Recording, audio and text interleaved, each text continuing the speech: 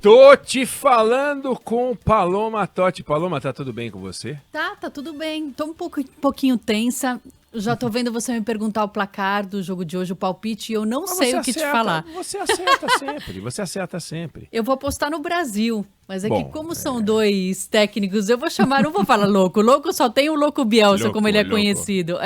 Mas são dois técnicos ousados, digamos assim. Então, dá Brasil.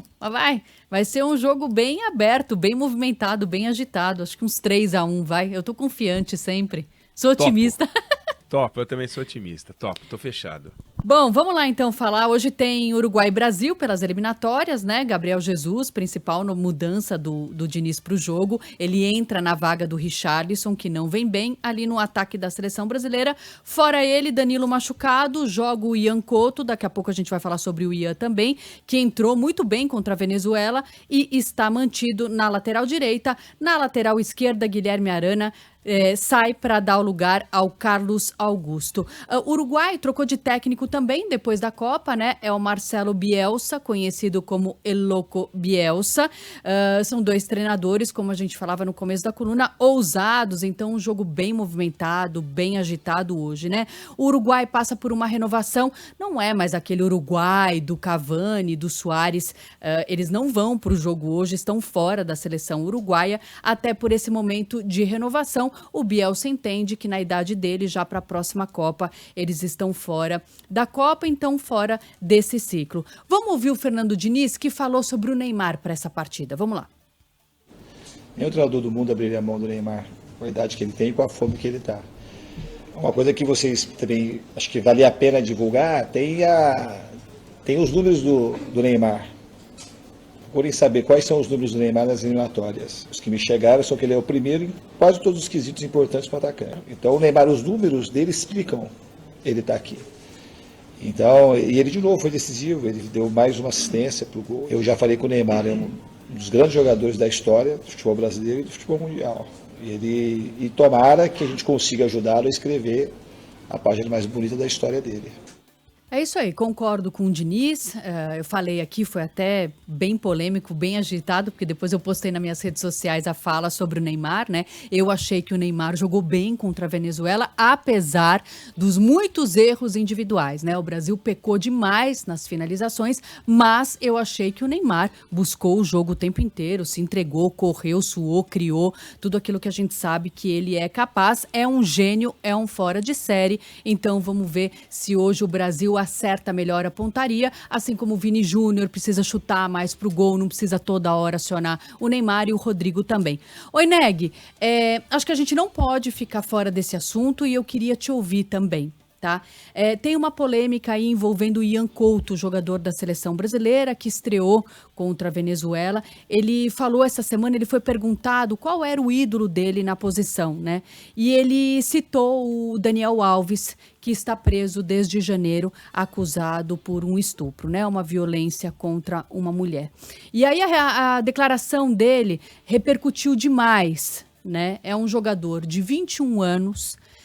Ele hoje emitiu uma nota, para quem está assistindo dá para ver na nota. Na nota ele diz o seguinte: pela primeira vez me vi em uma polêmica e precisei de um tempo para entender o que estava acontecendo e como reagir a tudo, apesar de não ter sido a intenção. Aí ele explica que ele se referiu ao Daniel Alves como um ídolo no sentido do futebol, né, que acompanhou sempre a trajetória do Daniel Alves e realmente a carreira do Daniel Alves dentro do campo, né, nas quatro linhas, ela é excepcional. Foi um grande lateral direito. Mas ele colocou tudo a perder por uma atitude dele e ele responde por isso, né? Ele está preso desde janeiro, como eu falei, a gente está em outubro.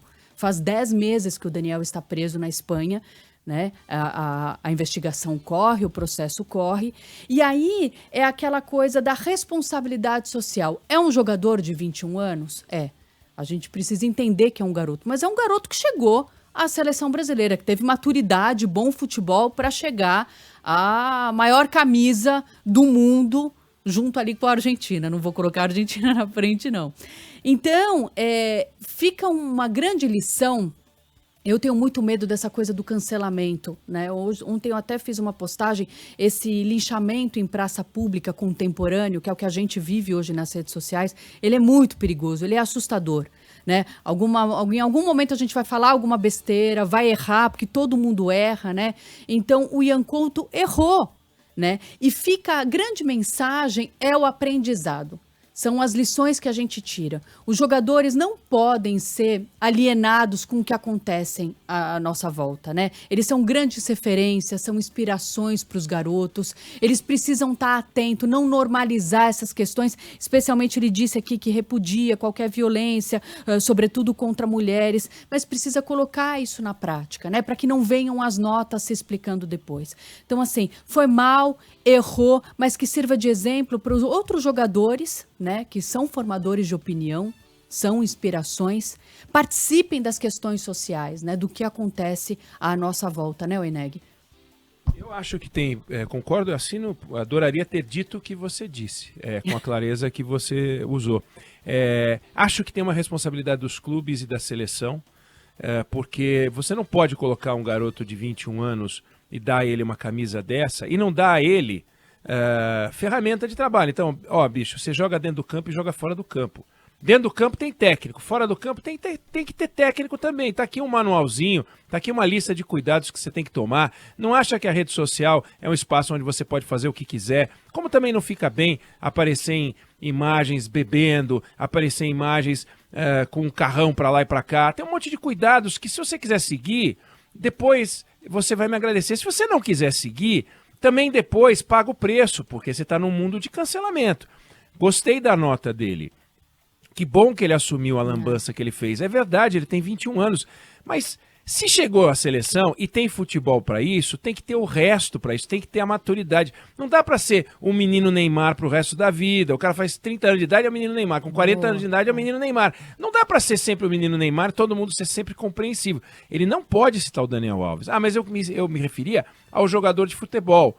Bom, e você citaria o pintor Hitler? Você citaria o cantor Mussolini? Sabe, não dá. Tem coisa que você não pode... É o que você falou, não dá para normalizar. Você tem que fazer, você tem que adotar uma lista de cuidados. Aos 21 você não pode tomar, então aqueles que são os cuidadores, os tutores, os geniais empresários, etc., tem que apresentar um cardápio para esses caras. E aí ele não paga essa conta, entendeu? Senão fica muito fácil. Erra como adulto, pede desculpa como adolescente. Aí eu acho que não dá, entendeu? Ganha como adulto e depois... pede desculpa como adolescente. Eu acho que aí fica muito confortável. Sim, perfeito, é isso. Palpite pro jogo de hoje, Fábio?